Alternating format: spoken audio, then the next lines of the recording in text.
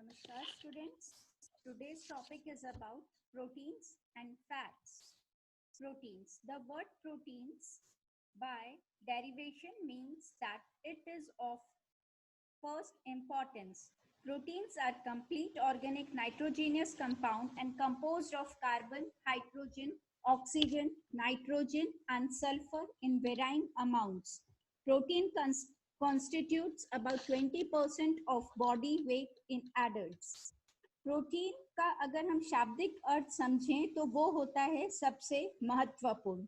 Protein एक जटिल organic nitrogenous compound है जो कि कार्बन, हाइड्रोजन, ऑक्सीजन, नाइट्रोजन और सल्फर के मेल से बना हुआ होता है और इन्हीं का जो अमाउंट होता है वो हर प्रोटीन में अलग अलग होता है।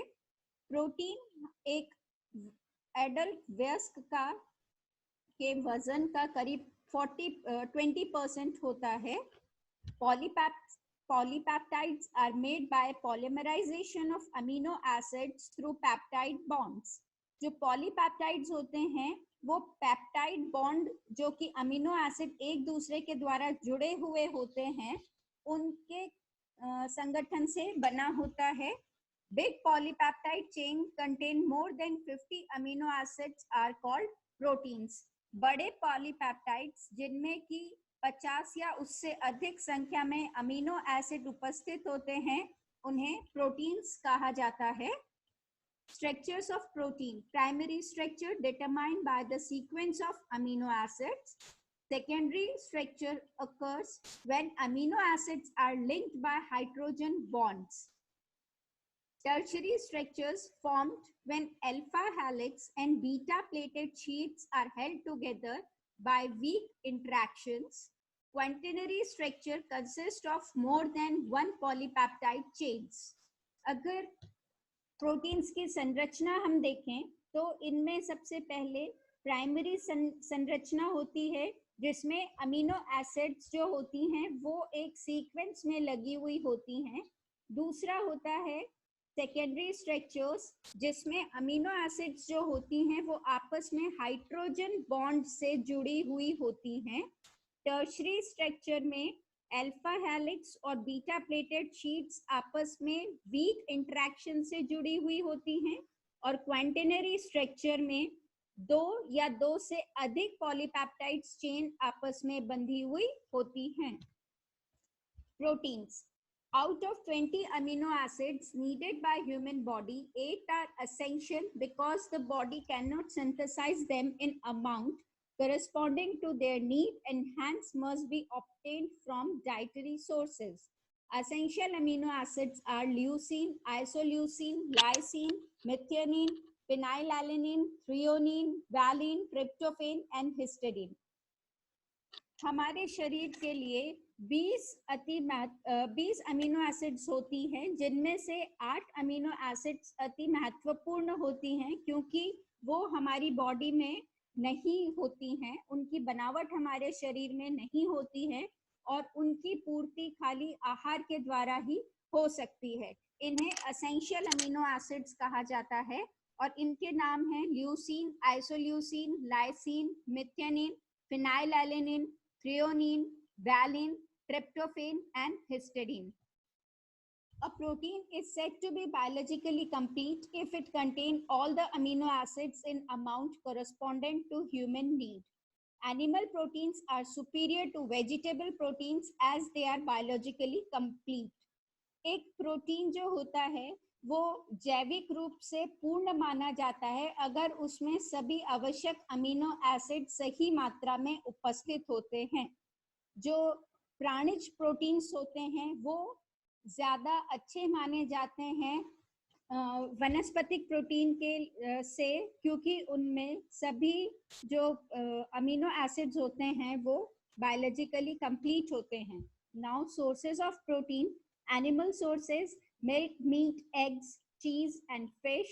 Vegetable sources, pulses, cereals, beans, nuts, oilseeds.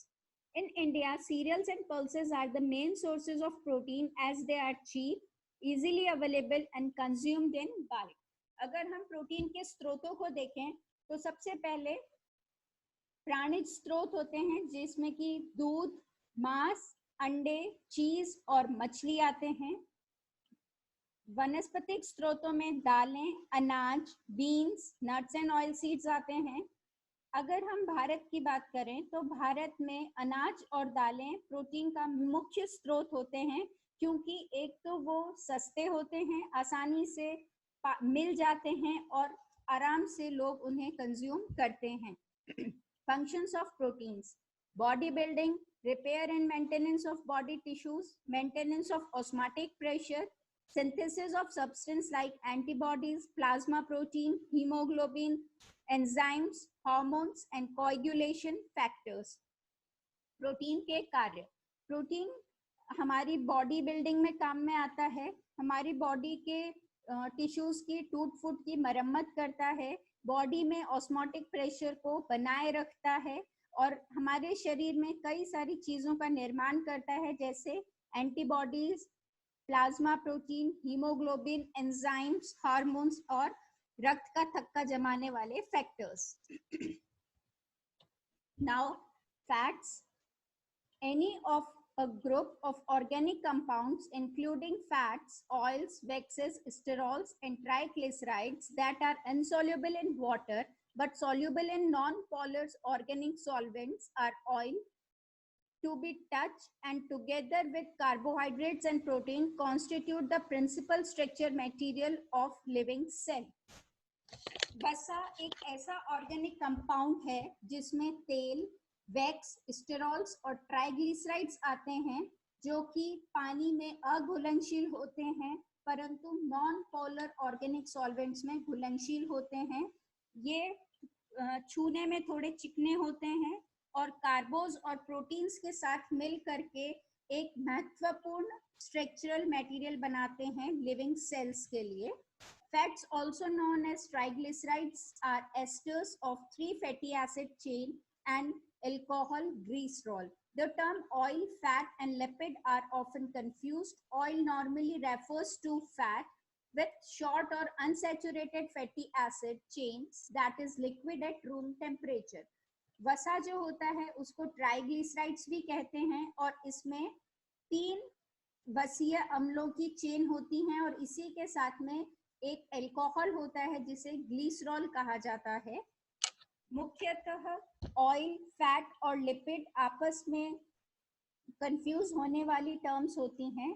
जो ऑयल होता है और वो मुख्यतः फैट ही होता है, पर वो अनसैचुरेटेड फैटी एसिड्स से बना हुआ होता है और सामान्य तापमान पे वो लिक्विड फॉर्म में होता है। Types of fats: it must be saturated, monounsaturated or polyunsaturated fats. Saturated fats: these are the biggest dietary cause of high LDL levels or bad cholesterol. When looking at a food level, pay very close attention to the percentage of saturated fat and avoid or limit any food are high. Saturated fat should be limited to 10% of calories. Saturated fats are found in animals products such as butter, cheese, whole milk, ice cream, creams, fatty milk. They are also found in some vegetable oils like coconut, palm oil and palm kernel oils. अगर हम saturated fat को देखें तो ये इन्हें bad cholesterol भी कहा जाता है और इनकी मात्रा हमारी बॉडी में 10% ऑफ ऊर्जा के सीमित रहती है। जो सैचुरेटेड फैटी एसिड्स हैं ये मुख्यतः प्राणी स्रोतों से प्राप्त होते हैं, जैसे बटर, चीज, दूध, आइसक्रीम, क्रीम और fatty meet.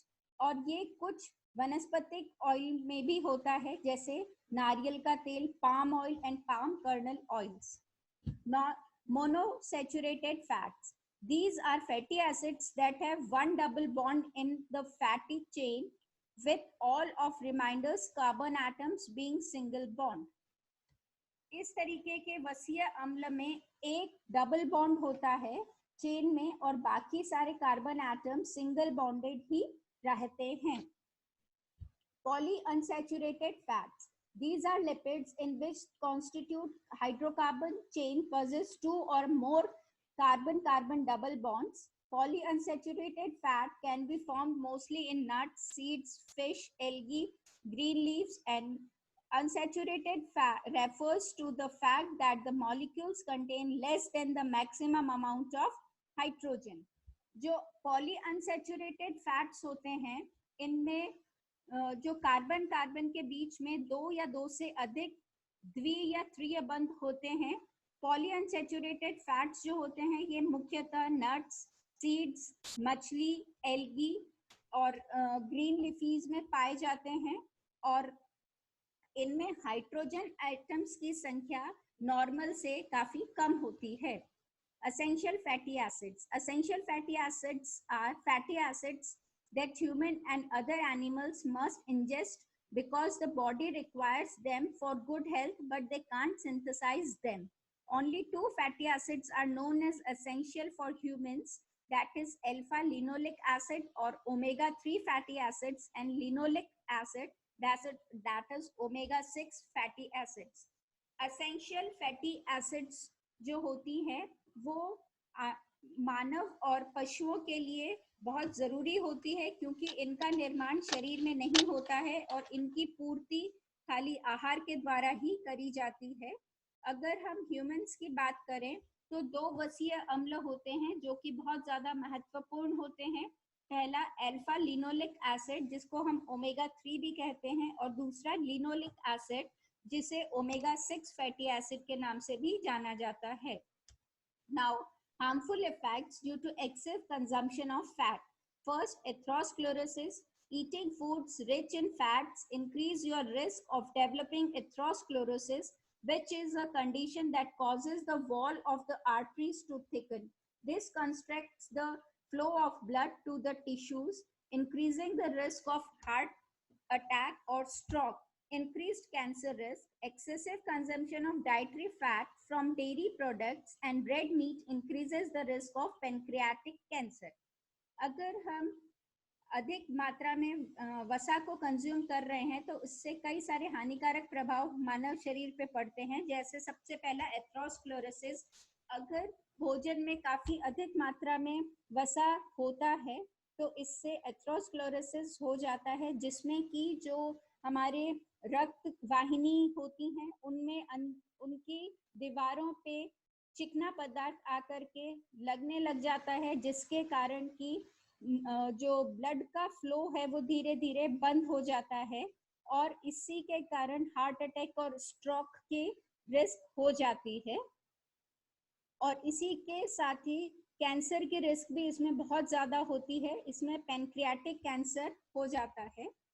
Obesity occurs when you consume more calories than you need. Excessive intake of both fat, carbohydrate hasten obesity. Eating foods high in saturated fats may demand hypothalamus, which is area of brain that regulates energy balance. Diets that are high in fat can affect digestive organs, including the stomach and colon. If diet is high in saturated fat, to the detriment of fiber intake, many may become constipated frequently. Obesity या मोटापा अधिक वसा के खाने के कारण हो जाता है और इसी में वसा प्लस कार्बोस की अधिक मात्रा अगर शरीर को मिलती है तो उससे मोटापा हो जाता है. अगर हम स्वस्थ तरीके से चीजें नहीं खाते हैं और सैचुरेटेड फैट को का बहुत ज्यादा सेवन करते हैं तो हमारे दिमाग में एक पार्ट होता है जिसे हाइपोथैलेमस कहा जाता है, वो क्षतिग्रस्त हो जाता है जिससे हमारी बॉडी का एनर्जी बैलेंस प्रभावित होता है. और इसी के साथ में अत्यधिक वसा के सेवन से जो हमारा डाइजेस्टिव ऑर्गन्स हैं जैसे कि पेट और हमारी आंतें वो बहुत ज़्यादा अफेक्टेड होती हैं और इनसे कब्ज की शिकायत भी हो जाती है. धन्यवाद. This session is powered by digital version 2.0 JV University. Hope you like and satisfied with my digital session. If you have any comments, please mention in comment box. Thank you.